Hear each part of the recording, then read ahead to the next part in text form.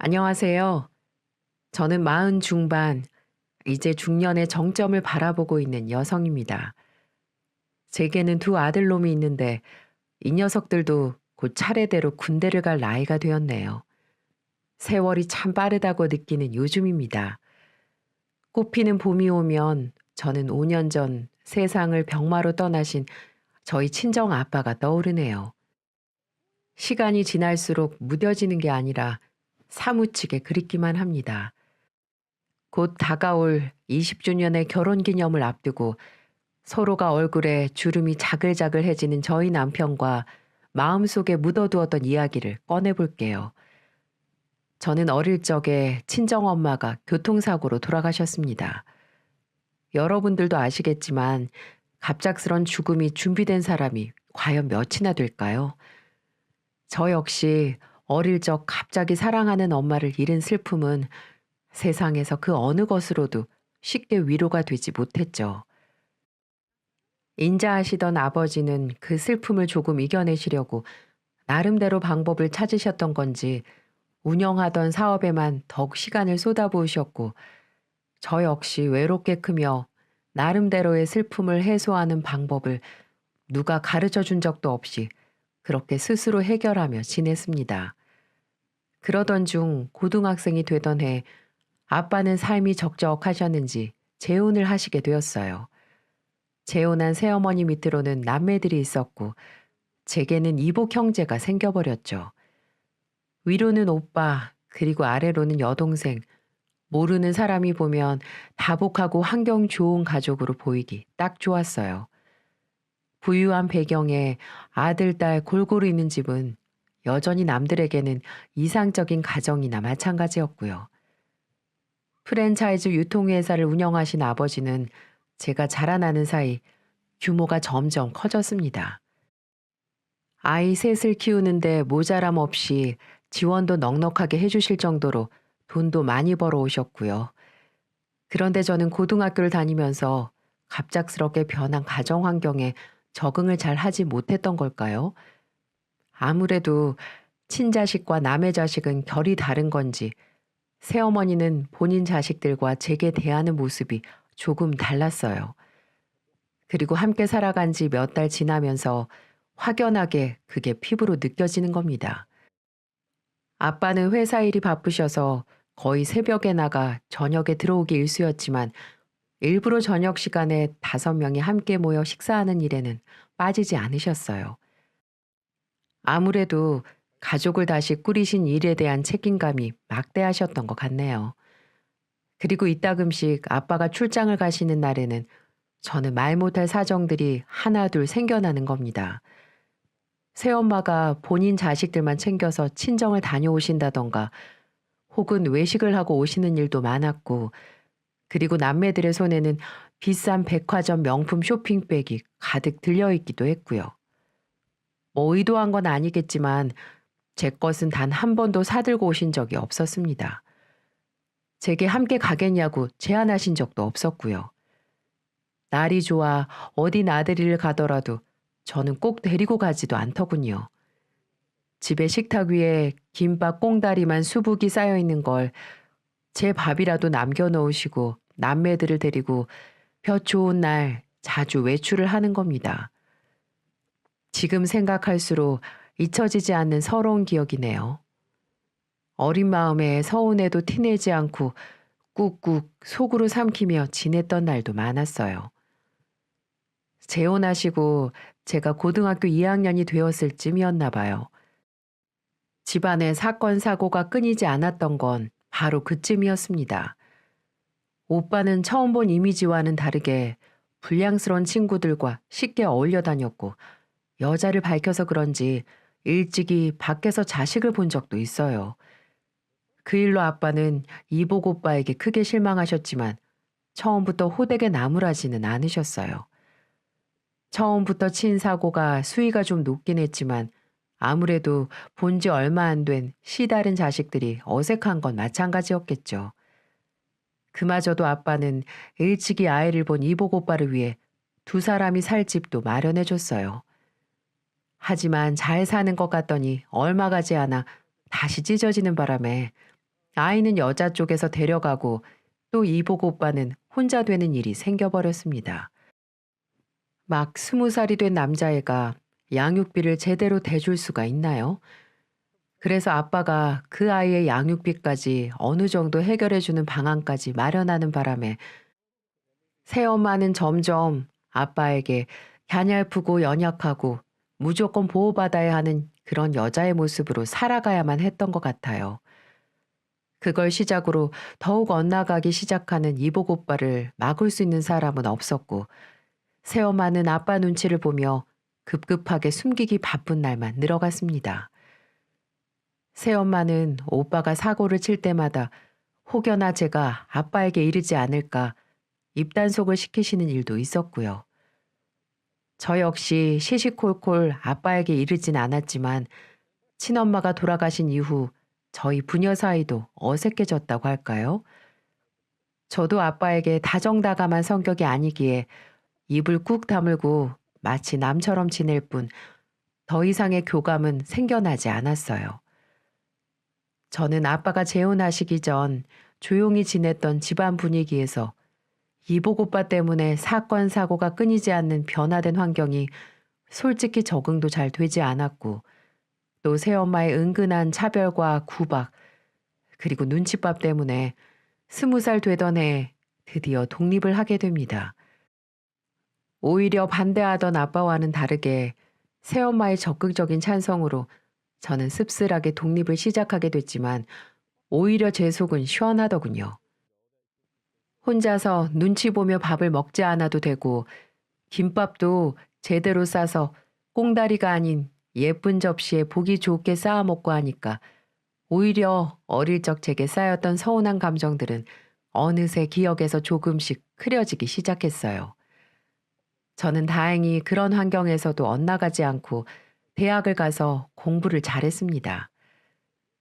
좋은 대학에서 높은 성적으로 졸업까지 마침내 해냈죠. 집에서 독립한 이후로 오히려 학업과 사회에 나갈 준비가 더 잘 됐던 것 같아요. 그리고 마침내 대기업에 취직하게 됩니다. 대학 초반에만 해도 막 20살이 넘은 딸이 걱정된다는 이유로 아빠와 연락을 자주 했지만 졸업할 때쯤 제가 취직을 하고 나자 오히려 그 연락마저도 드문드문하고 새엄마는 물론 제게 관심도 없으셨고요. 반찬 한번 해주신 적도 없었고 제가 돈 쓰는 게 보기 싫었던 건지 요즘 애들 돈 많으면 사고치고 이상한 남자들 만나서 이상한 짓거리 한다면서 한 달에 용돈 10만 원만 주라고 입김을 불었습니다. 제가 무슨 지 아들처럼 싹수 없는 애로 보는 것 같아 새엄마와의 사이는 그렇게 점점 멀어져만 갔었죠. 집안에 사고치는 사람은 제가 아닌 이복 오빠였는데 말이죠. 이복 오빠는 뒤늦게 지방대학에 들어가 졸업을 하고 취직도 하고 잘 지내는 줄만 알았더니 알고 보니 그게 아니었어요. 지방에 내려가서도 대학 생활에 열중하지 않고 도박에 손을 댔는지 한 번 사고를 쳤다 하면 몇 천만 원 단위의 빚을 떠안고 들어오는 겁니다. 아빠가 제일 혐오하는 스타일이 도박, 여자, 술로 사고치는 사람들이었어요. 새엄마도 이복 오빠가 쳐대는 사고가 이제는 감당하기 버거웠는지 알아서 해결하라는 지경까지 가게 되었습니다. 하지만 품 안의 자식이라고 지 아들이 정신 못 차리고 사람들한테 사기를 쳐 또다시 감방에 들어갈 위기가 처해지자 아빠한테 한 번만 살려달라고 무릎을 꿇고 비는 거 있죠. 아빠는 마지못해서 이복 오빠를 도와주긴 했지만 항상 그럴 때마다 말씀을 어떻게 하셨냐면 이번이 마지막이야. 집안에 거머리도 아니고 누굴 닮았는지 왜 내 돈을 벌레처럼 자근자근 가져가려고 해? 한 번만 더 사고 치거나 이런 일로 집안 꼬락선이 어지럽히면 당신하고 네 아들 당장 쫓아낼 줄 알아. 알았어? 이렇게 말씀하셨어요. 하지만 이것도 말뿐이었습니다. 사업하실 때는 강단 있고 뚝심 있는 스타일이셨는데 가족 문제만큼은 마음이 쫌생이처럼 변해서 우유부단 그 자체였어요. 말만 그렇게 하실 뿐 또 사고를 치거나 새엄마가 자기 친정에 돈이 필요하다고 하면 한숨을 내쉬면서도 도와줄 건 다 주셨거든요. 이 모든 건 새엄마 그년의 이빨린 혀놀림 때문이었습니다. 도대체 과거에 어디 출신인지 몰라도 사람을 주무르는 건 대한민국 제일이었거든요. 어린 제가 봐도 거짓말이고 어떻게 한번 돈 뜯어내려는 수작으로 보였지만 아빠는 알면서도 넘어가는지 100만 원, 500만 원, 1000만 원을 그렇게 내놓을 때가 많았죠. 아무튼 저는 이복 오빠와 새엄마에게 배울 점이라곤 눈꼽만큼도 없었어요. 그러니 점점 나이가 먹을수록 가족에 대한 정은 단 1%라도 없다고 보시면 될 것 같네요. 저는 제 나름대로 대학도 졸업하고 좋은 회사에 들어가 번듯하게 자리도 잡았고 남자친구도 생겼습니다. 결혼도 약속한 사람이기에 유일한 핏줄인 아빠에게 소개시켜 주기로 했죠. 어느 날 지금의 신랑을 저희 집에 인사시키러 갔던 첫날 눈에서 딱히 반가워하지 않았던 기색이 역력했던 게 기억납니다. 반가워해 주시길 바란 건 아니었지만 그래도 집안에 맞이할 새로운 식구에게 따뜻한 밥 한 끼는 대접해 주는 게 그렇게 어려운 일인가요? 그날도 여전히 새엄마는 가식적인 모습으로 고상하게 인사만 받으실 뿐 딱히 제 신랑에게 따뜻한 말 한마디나 처갓집 음식 따위는 대접해 주신 적이 없으세요. 그래도 아빠가 첫인사 온 예비 사위에게 뭐라도 대접해야 하지 않겠냐면서 요구를 하면 그제야 제깍 일어나 배달 음식, 그것도 짜장면을 시켜주더군요. 참 믿기 힘드시죠? 하지만 정말입니다. 몸이 안 좋아서 음식을 준비 못했다면서 다음에 오면 꼭 진수성찬으로 대접해 준다고 말하는데 얼마나 제가 황당하던지. 새엄마가 그랬던 건 다 이유가 있었습니다.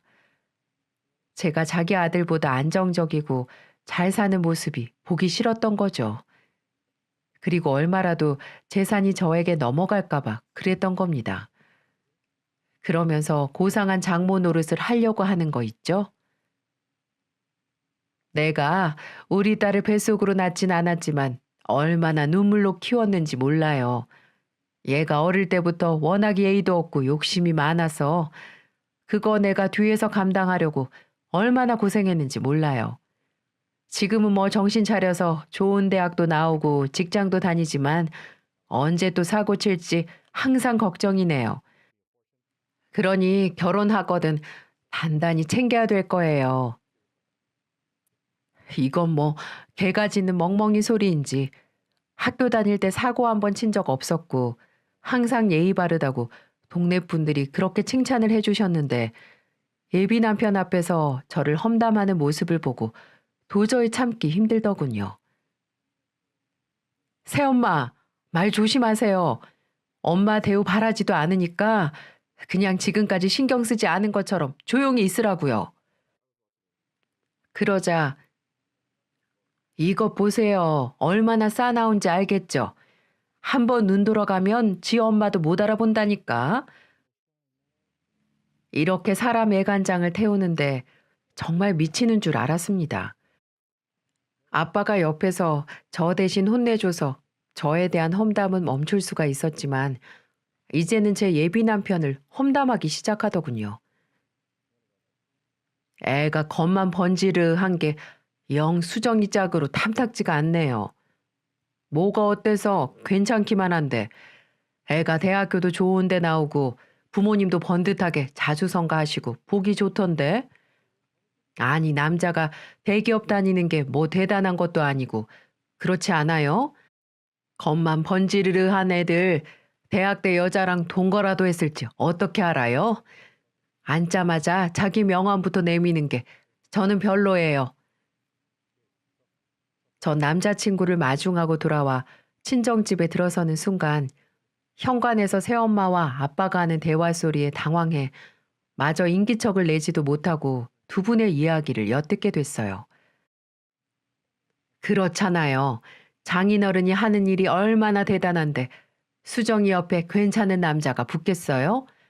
다들 한 자리씩 차지하려고 하는 놈들이나 붙겠죠. 제가 걱정돼서 하는 말이에요. 엄마잖아요. 자네 말이 맞아. 하긴 돈 보고 대드는 놈도 한둘이 아닐 거야. 그렇죠? 아무래도 잘 지켜보는 게 좋겠어요. 제가 수정이 얼마나 생각하는지 아시잖아요. 제가 여보 만난 거 보면 남자 보는 눈은 확실해요. 아시죠? 아무래도 가정의 큰 기둥 역할이신 아빠가 어렵긴 했던 것 같아요. 조심스럽게 아빠 눈치를 보며 살살 간을 보는 새엄마의 속셈을 알면서도 저는 딱히 대들거나 그 말을 정정하지는 않았습니다. 저만 아니면 된 거였고 그렇다고 아니라고 대들 필요도 없다고 생각했으니까요. 그럴 만큼 정이 쌓인 모녀지간도 아니었는데 아빠에게 오죽했으면 저런 가스라이팅까지 하며 슬슬 간을 볼까 생각이 들더군요. 그날 저녁 두 분의 이야기를 우연히 엿듣게 된 일도 있어서 그런지 그 이후로 부모님이 남친에 대한 훈수나 의심을 두어도 별 대수롭지 않게 생각하게 되었습니다. 그 사이 회사에서 만난 남자친구와 일사천리로 순조롭게 결혼까지 치르게 됐습니다. 그 당시 남자친구였던 제 신랑은 결혼을 앞두고 예비 장인 어르신과 장모에게 잘하고 싶은지 여행을 제안하기도 했어요. 아빠는 부쩍 일만 하고 사셔서 그런지 여행이라면 또 흔쾌하게 반응이 무엇보다 좋았는데 문제는 새엄마였어요. 여행을 가자는 소리에 이런 불평 저런 불평 다 늘어놓으시다가 갑자기 당일이 되니까 말을 싹 바꾸시는 겁니다. 예비 신랑도 은근 장모의 변덕에 실망한 눈치였지만 예의 바르게도 딱히 티를 내진 않더라고요. 저는 다 예약해둔 펜션과 맛집들이 아까워서 아빠라도 모시고 다녀오려고 했는데 갑자기 아빠도 못 가시겠다고 여행 약속을 취소하시는 겁니다. 왜요, 아빠? 무슨 일 있으세요? 네 엄마가 많이 아픈가 봐. 평소에는 잔병치레도 안 하는 사람이 끙끙 앓아서는 아무래도 내가 옆에 있어줘야 할 것 같다. 혼자 잘만 돌아다니는 사람이 오늘은 나보고 꼭 같이 있어달라 그러네. 저희 두 사람은 그렇게 친정집 앞에서 아빠라도 모시고 가려고 했던 계획마저 무산되어 버리자 은근 허탈한 감정이 많이 드는 겁니다. 화가 많이 나기도 해서 제가 집으로 들어가 새엄마 상태를 직접 확인해 보니 세상에나 아프다는 사람이 마스크팩 하면서 콧노래를 부르고 있는 거 있죠? 저는 교묘하게 새엄마가 만들어내는 이 상황에 정말 짜증이 났어요. 자기 자식들이랑 여행 가는 거 좋아하는 여자인데 저희랑 가려니 속이 별로였겠죠. 그런 와중에 아빠만 모시고 간다니 은근 속이 꼬였던 겁니다. 자기는 자기 자식들이랑 여행 가도 괜찮고 저희는 안 되는 걸까요?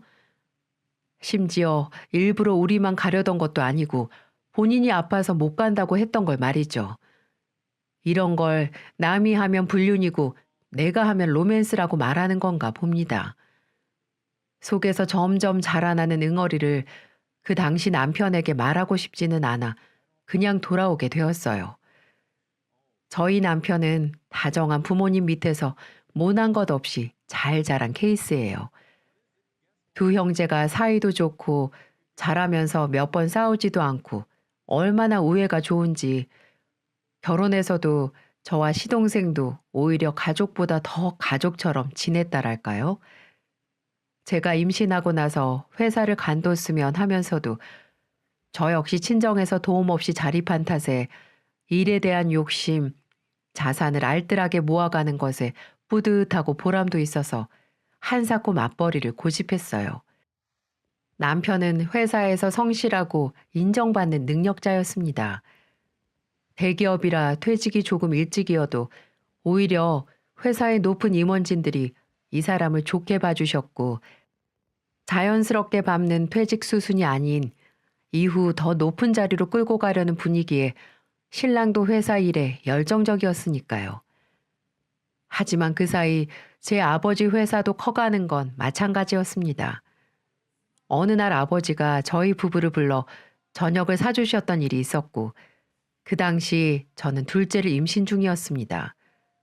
첫째도 어렸던지라 저는 그야말로 육아전쟁을 치르고 있는 중이었죠. 많이 먹어라. 손자 데리고 놀러 좀 오지. 넌 왜 이렇게 딸 자식이 돼서 그렇게 무심하니? 피부치라고는 너 하나밖에 없는데 아빠한테 연락도 좀 하고 안부 전화도 좀 하고 그래야지. 아빠 나이가 벌써 몇인 줄은 아니? 죄송해요. 애 보느라 정신이 없었네요. 그리고 이 사람 회사에서 큰 프로젝트 준비하고 있거든요. 아마 본사로 발령 날 것 같아요. 그래서 이것저것 준비하는 거 도와주느라. 저는 부녀 간의 어색한 사이를 억지로 회복하려고 하지는 않았어요. 언젠가는 제 마음을 알아주시겠지. 뭐 그런 생각도 있었고, 새엄마가 싫고 이복 오빠가 싫으니 저도 모르게 아빠를 멀리했던 것도 사실이에요. 그러자 아버지는 고심 끝에 저희를 만나려고 했던 이유에 대해서 어렵게 꺼내 놓으시는 겁니다. 사실은 내가 좋은 제안도 하고 싶고, 솔직히 이제 나이가 드니까 회사는 커지고 주변에 슬슬 등쳐먹을 사람들만 존재하지 믿을 만한 사람이 통 없어서 말이야. 너는 이제 애도 둘이고 그만 쉬는 게 어떠냐? 대신 우리 사위가 내 밑에 들어와서 일 좀 도왔으면 하는데, 직장 잘 다니고 있는 너희들에게 할 말은 아니다만 회사가 어느 정도 성장하니까 믿고 맡길 사람이 없구나. 갑자기요?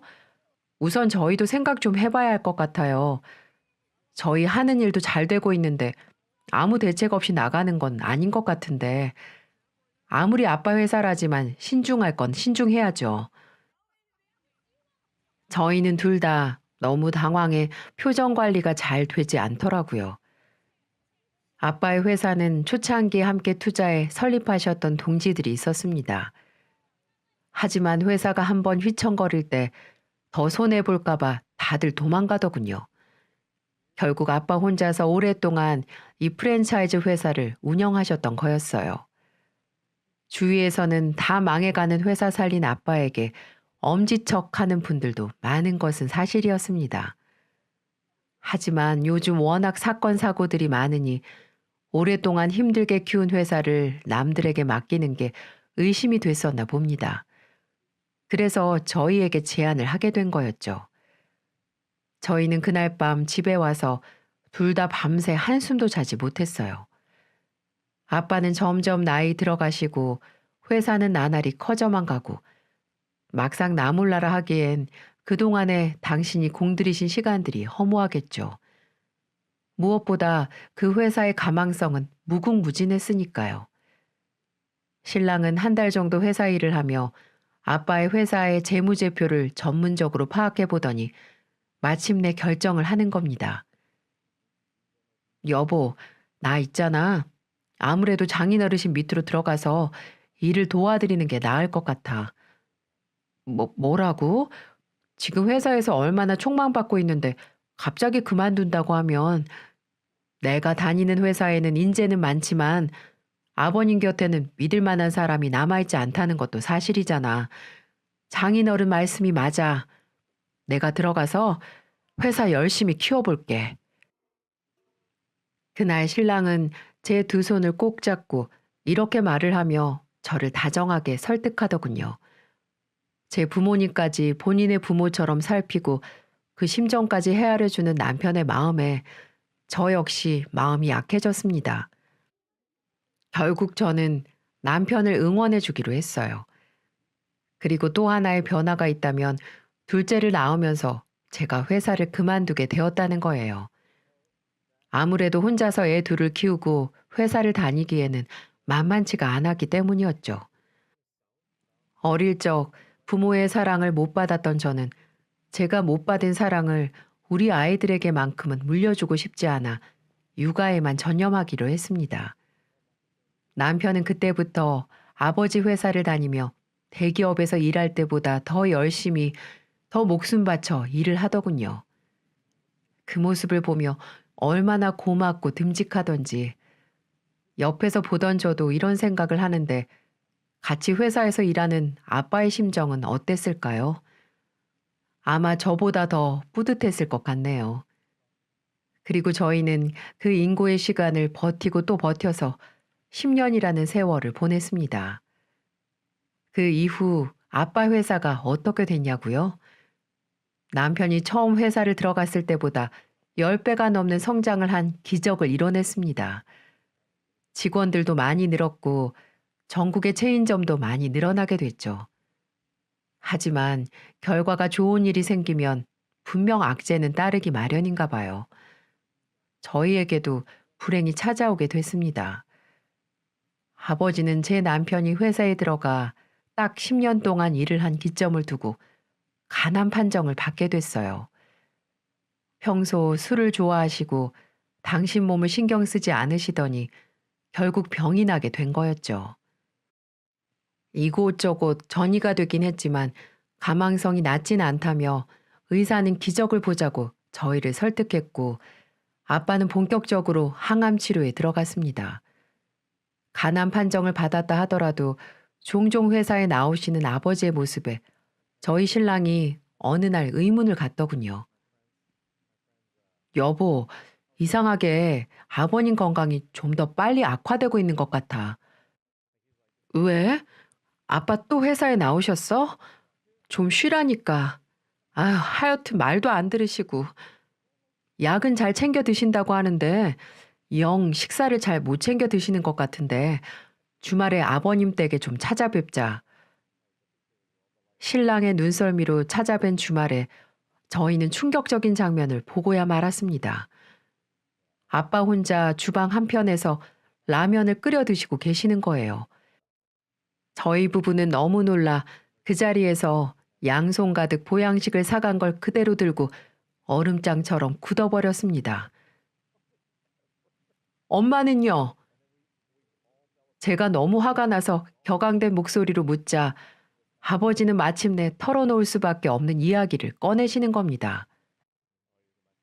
안 그래도 너희들 찾아가서 할 이야기가 있었는데 마침 잘 됐다. 앉아라.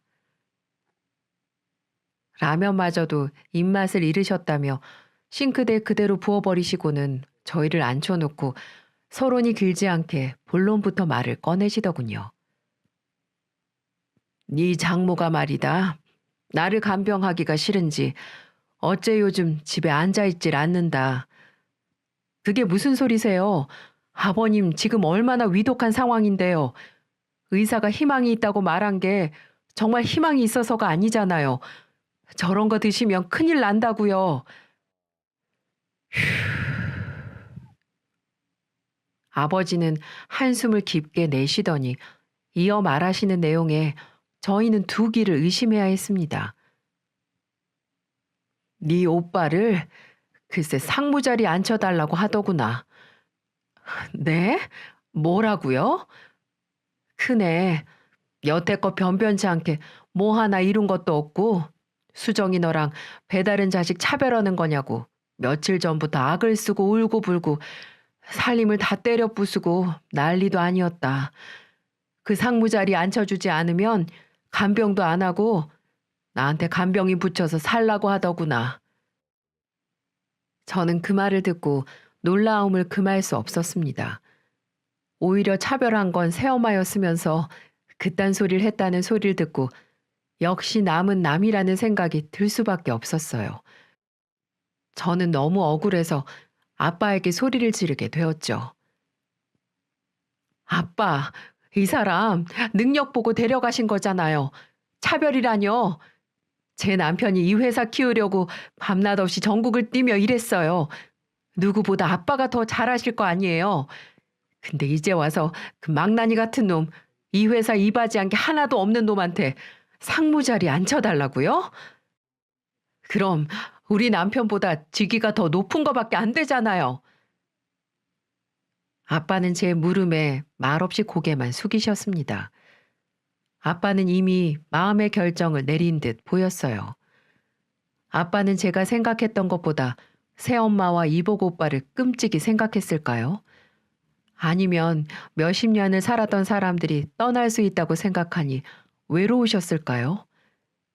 그 순간 남편은 한숨만 푹푹 쉬어대다가 결국 그 자리에서 아빠에게 힘을 실어주더군요. 정말 바보 같았습니다.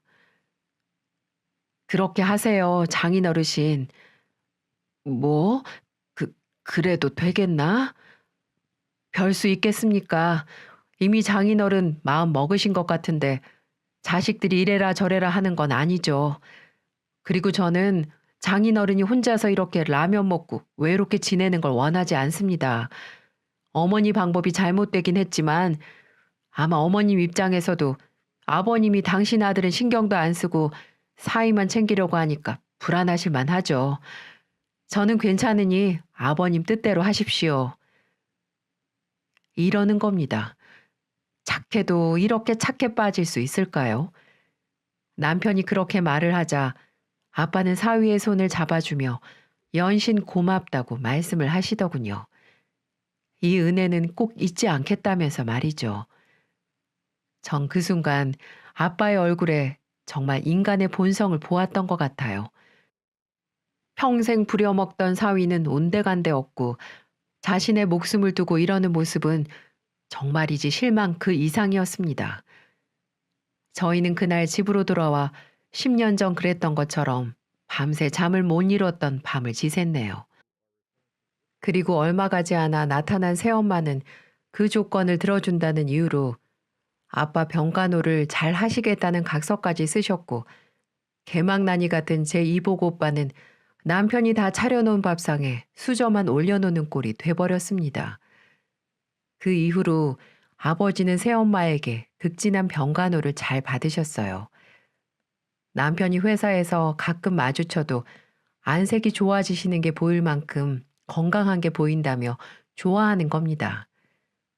저는 그 말을 들으면 안도의 한숨을 쉬면서 그래도 새엄마가 정신을 뒤늦게 차렸나 보다라고 생각을 했었죠. 하지만 그건 저만의 착각이었다는 사실을 오래가지 못하고 알게 됐어요.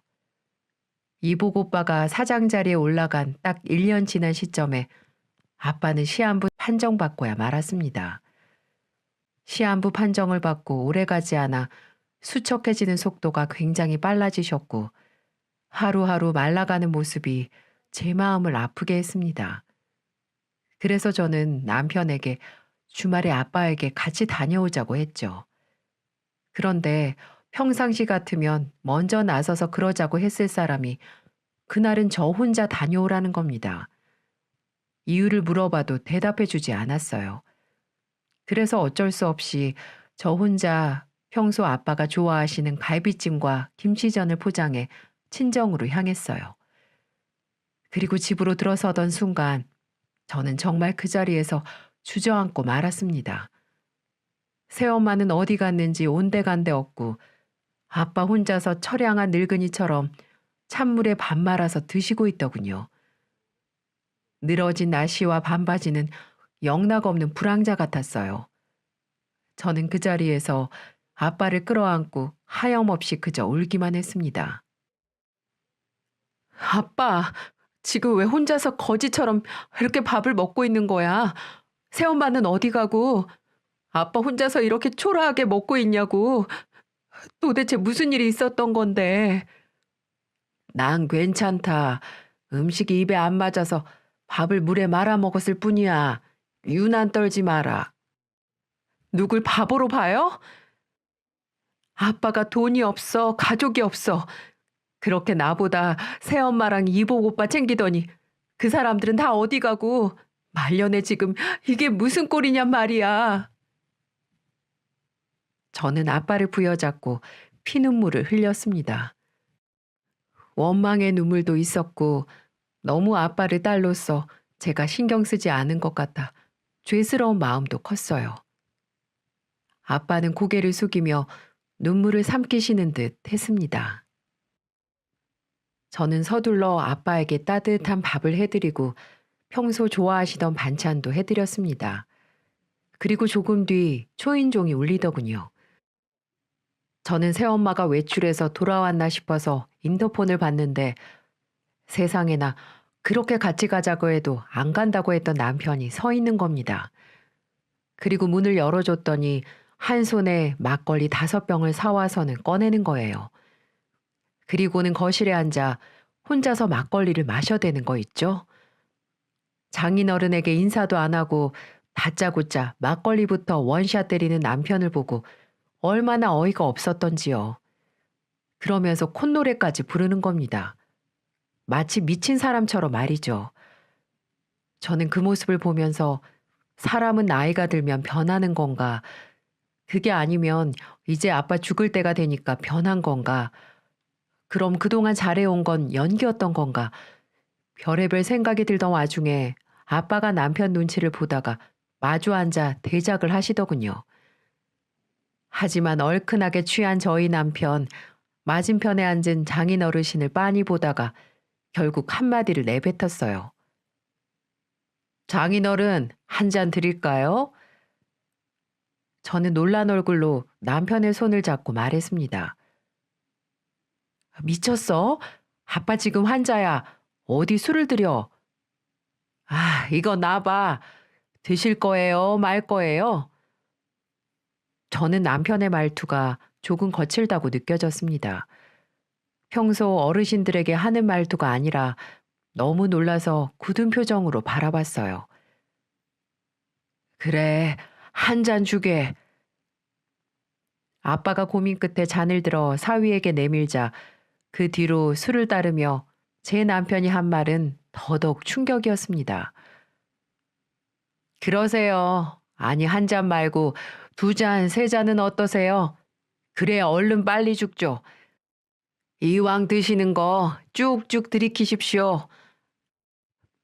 뭐야? 자네 그게 무슨 막말인가? 아무리 내가 이 꼴이 길었으니 죽게 생겼어도 말이지. 저는 너무 놀라 양손으로 입을 막은 채 신랑과 아빠가 하는 말만 그저 지켜볼 수밖에 없었습니다. 막말이요? 지금 막말이라고 하셨습니까? 장인 어르신이 여태껏 제게 하신 건 더한 막장이었습니까? 내가 도대체 못해준 게 뭐야, 이 사람아. 네가 대기업에서 받아가는 돈만큼 이제 받아가지 않는가? 대기업이요? 하, 장인어르신, 저 지금 그 회사 계속 다니고 있었으면 이 사람 이렇게 개고생하면서 애들 안 키웠어요. 아세요? 저 10년 동안 하루 6시간 이상 자본 적도 없습니다. 최근에 그 개망나니 새끼가 상무로 들어오면서 업체 거래처 사고 다쳐서 그거 수습하느라 제가 사정사정하고 무릎 꿇고 사과한 게 한두 번인 줄 아세요? 수정이도 있는데 그만하게. 뭘 그만합니까? 이 사람도 알 건 알아야죠.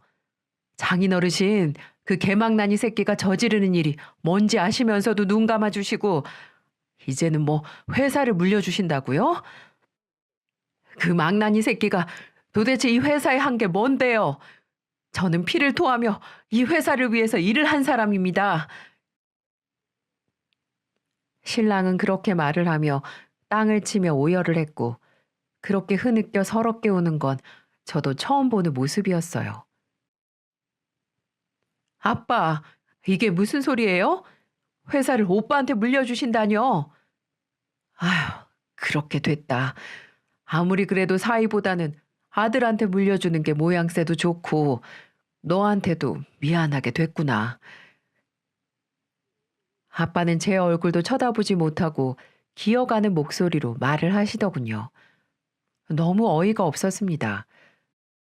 모든 정황들을 듣고 나니 저렇게 착한 남편이 왜 이렇게 서럽게 울고 있는지 알 수가 있었어요.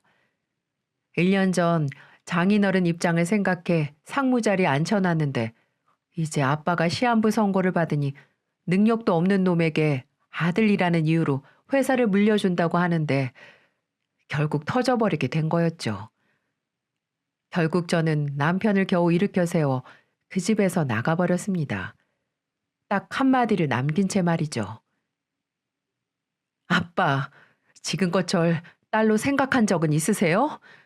초등학교 때 엄마 돌아가시고 3년 만에 지금 새엄마랑 재혼해서 그 순간부터 저는 외톨이 그 자체였어요. 아빠는 매일 회사 나간다고 바쁘지. 집에서는 새엄마가 눈치 주면서 괴롭히지. 제가 사춘기 시절을 얼마나 외롭고 힘들게 보냈는지 알긴 하세요? 그 이후에도 저를 제대로 챙기신 적이 있으시냐고요. 항상 그 두 사람을 감싸 안았지. 저한테는 밥은 먹었나, 어디 아픈 데는 없냐, 물어보신 적이 있으시냐고요. 전 그래도 아빠가 무뚝뚝해서 그렇지 마음은 안 그러실 거야. 이렇게 스스로 생각하고 버티고 버텼어요. 그런데 이제는 제 남편까지 이렇게 힘들게 해요? 네, 이제 아빠 마음 정확히 알게 됐습니다. 앞으로 저희 찾지 마세요. 그만 가볼게요. 저는 이렇게 마음에 없는 소리를 하며 가버렸습니다. 지금 생각하면 아직도 그 말이 후회가 되네요. 아무리 화가 나도 그렇지 살 날이 얼마 안 남은 사람한테 그런 말을 했던 건 정말 불효를 저지른 거나 마찬가지였으니까요. 그날 이후 정말 석 달 동안 연락도 안 하고 왕래를 아예 끊어버렸어요. 남편도 회사를 그만둬 버렸습니다. 도저히 망나니 같은 이복 오빠 밑에서 일을 하기 힘들다고 하더군요. 똥을 싸놓은 걸 일일이 치우는 것도 남편의 몫이었던지라 더 이상 버티지 못했던 겁니다. 그런데 어느 날 다급하게 아빠가 저희를 찾아왔어요.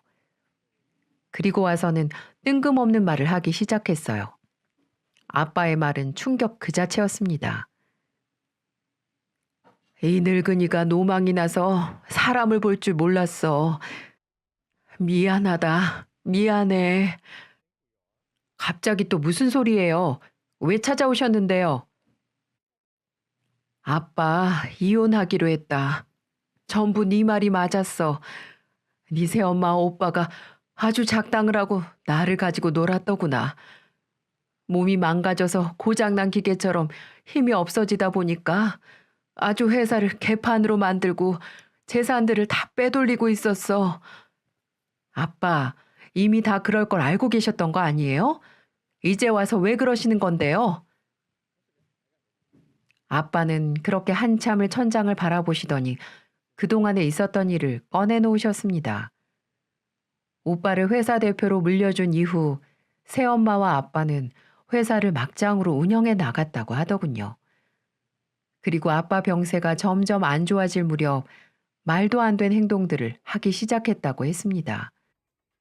가장 결정적인 건 아빠는 명함만 대표라는 타이틀을 줬지 실질적인 회사 재무라든지 회사 자산들은 맡기지 않았다고 했어요.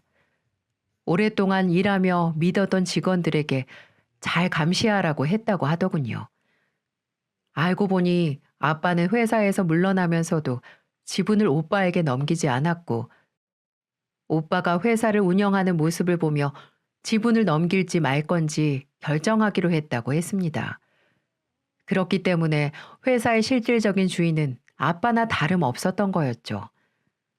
하지만 시간이 갈수록 회사 실적은 악화됐고 오빠가 사고를 치고 다니는 바람에 회사 이미지도 급작스럽게 안 좋아졌다고 하더군요. 그래서 회사 지분을 차일피일 미뤘던 건데 그때부터 새엄마와 오빠가 회사 지분을 본인들이 아닌 저와 남편에게 넘길까봐 꾀를 썼던 모양이었어요. 그러던 어느 날 거실에서 새엄마와 오빠의 충격적인 대화 내용을 듣게 되었고 그때부터 모든 증거들을 수집했다고 했습니다. 그건 바로 강제로 아빠 회사를 빼돌리려고 계획을 했던 거였죠. 정말 바보 같은 사람들이었어요. 아빠 인간과 유언장만 있으면 회사가 자기들한테 넘어갈 거라고 생각했나 봅니다. 그래서 그날부터 아빠는 그 유언장 때문에 하루하루를 시달렸다고 했어요. 그 유언장 내용은 모든 재산을 50대 50으로 새엄마와 오빠에게 넘긴다는 대충 그런 내용이었습니다. 하지만 아빠는 강한 배신감이 들어 거절했다고 하더군요. 그러다 보니 아빠는 그 두 사람 때문에 지옥 같은 생활을 보내게 된 거였죠. 아니, 그럼 아빠, 그 집에서 나왔으면 됐잖아. 왜 그 사람들한테 당하면서 그 집에서 있었던 건데 몸도 안 좋은 양반이 왜 그 지옥 같은 생활을 버텼냐 말이야. 그 두 년놈들에게 내 재산을 한 푼도 주기 싫어서 그랬다. 뭐? 그게 가능해? 그게 무슨 말인데? 나한테 저질렀던 행동들, 증거들을 모으려고 했어. 어차피 좀 있으면 죽을 인생, 뭐가 두려울 게 있겠니? 그렇게 말씀하시며 그때부터 핍박, 폭력, 구타, 그리고 이복 오빠까지 합세해서 아빠에게 폭언을 일삼았던 걸 모두 증거로 수집했다고 했습니다. 그러면서 증거 영상이라든지 녹음본 등을 보여줬습니다. 그 영상에는 아빠 손을 잡고 강제로 유서를 작성하게 하려는 그 개 같은 이복 오빠, 그리고 옆에서 얼른 써! 좋은 말로 할 때 쓰지 못해? 이렇게 악마처럼 부추기는 새엄마 그년의 모습이 담겨져 있었고, 또 다른 영상에는 엄마가 아빠 머리채를 잡고 회사 지분 넘기라고 폭행한 장면들도 있었습니다. 아빠는 그 증거들을 모으려고 그 지옥 같은 곳에서 한동안 생활해 왔던 걸로 보였어요. 그 영상을 보고 저는 아빠가 얼마나 아프고 괴롭고 고통스러웠을지를 생각하니 그대로 주저앉고 말았어요. 그 이후 아빠는 아픈 몸을 이끌고 복수를 하기 시작했어요. 학대와 폭력, 강압적인 물리력 행세 등등 여러 가지 사유로 경찰에 고소를 바로 진행해 버리셨고, 곧바로 변호사를 선임해 이혼 소송도 같이 진행하셨습니다. 순식간에 일어난 일이었어요. 그 덕분에 이복 오빠는 대표 자리에서 쫓겨날 수밖에 없었고, 한순간 인생이 나락으로 떨어지고 말았습니다. 그리고 학대와 폭력, 폭언 등으로 인해 그 두 사람은 결국 철장의 신세를 질 수밖에 없었고요. 얼마나 속으로 통쾌하던지 마지막까지 그 두 년놈들은 아빠에게 무릎을 꿇으며 살려달라고 간절히 부탁했지만 아빠는 더 이상 호락호락한 사람이 아니었습니다. 내가 네 놈들한테 어떻게 했는데 아픈 사람을 이렇게 병신으로 만들어? 난 당신하고 네 놈을 믿었다. 아니, 믿고 싶었다. 그런데 돈에 눈이 멀어 애비도 못 알아봐? 내가 죽으면 어련히 알아서 재산 분할 받을 수 있거늘 그게 전부 욕심나서 이렇게 몹쓸 짓을 해? 콩밥 먹고 정신 차려. 그리고 너희 두 사람한테 내 재산 단 한 푼도 못 주니까 그렇게 알아, 이 나쁜 놈들아. 아버지, 제가 잘못했어요. 정말 이렇게 감옥에 보내실 거예요? 아들을 감옥에 보내시는 아버지가 어딨어요? 앞으로 반성하며 살게요. 그러니 한 번만 용서해 주세요. 그래 여보, 내가 당신하고 산 세월이 얼만데 이렇게 매정하게 나와. 내가 이렇게 무릎 꿇고 빌게. 내가 정신이 나갔던 거라고. 이렇게 그들은 애걸복걸하며 용서를 빌었지만 아빠는 눈 하나 깜빡하지 않았습니다. 그 모습을 보고 얼마나 시원하던지 제 10년 묵은 채증이 다 내려간 기분이었습니다. 역시 사람이 죄를 지으면 언젠가는 꼭 벌을 받는다는 걸 다시 한번 느낄 수가 있었네요. 아빠는 그렇게 그들을 감방에 보내시고 이혼을 하신 다음 홀로 되신 날 혼자서 자발적으로 호스피스 요양원으로 향하셨습니다. 아빠는 그동안 시한부 선고를 받고 치료를 거부하셨어요. 어차피 가망이 없다는 걸 아시고는 자연 순리에 따르기로 하셨던 거죠. 그 과정에서 저와 남편이 간을 줄 수 있는지 조직 검사를 해봤지만 안타깝게도 공여할 조건이 되지 못했습니다. 장기 기증자를 찾아봤지만 그것도 쉽지가 않았어요. 그런 과정에서 암이 전이되는 바람에 더 이상 손을 쓸 수 없게 돼버린 거였죠. 아빠는 더 이상 이 세상을 보기 싫었던 건지 그렇게 싫어했던 병원을 스스로 찾아가셨습니다. 그리고 얼마 지나지 않아 꿈자리가 사나웠던 어느 날 늦은 새벽, 저는 요양원으로부터 연락을 받게 됩니다. 아버지가 위독하시다는 말에 신랑은 고민하지 않고 요양원으로 내달렸고 마지막 작별 인사를 할 수 있었어요. 병원에서는 6개월 시한부 선고를 내렸었는데 딱 1년이 3개월 정도 지난 시점이었죠. 하늘도 이 상황을 아는지 아빠에게 시간을 더 부어주셨던 걸까요? 아빠는 6개월보다 조금 더 이 세상의 빛을 볼 수 있었던 거였죠. 하지만 시간은 더 이상은 허락해 주질 않았습니다. 미안하게 됐네. 자네가 그동안 고생한 거, 내가 알아주지 못한 거 용서하게. 장인어른, 그런 말씀하지 마세요. 제가 죄인입니다. 저만이라도 장인어른 가슴에 상처 주면 안 됐었는데 결국 상처를 주고 말았습니다. 저도 나쁜 놈이에요. 그러니 미안하다는 말, 고생했다는 말 하지 마세요. 전 그 소리 들을 자격도 안 된 놈입니다. 아닐세. 이렇게 죽어가면서 생각해보니 이 세상에서 가장 내가 믿었던 건 우리 사위였던 것 같아. 내가 그 마음도 몰라주고 내 아들만 챙기려고 했으니 이렇게 내가 벌을 받게 된 거지. 후회하고 또 후회한다네. 부디 내가 죽거든 자네가 회사 잘 운영해서 더 큰 꿈을 펼쳐보기 바라네. 그리고 내 유산하고 회사 지분 다 자네와 딸 앞으로 돌아갈 걸세. 그건 이미 내가 이곳에 들어오기 전 변호사를 통해 유언장도 작성하고 다 처리했어. 내 마지막 부탁이라 생각하고 받아주게나. 그리고 내 사랑하는 우리 딸, 아빠가 미안하구나. 내가 그동안 너무 무심하고 미웠었지.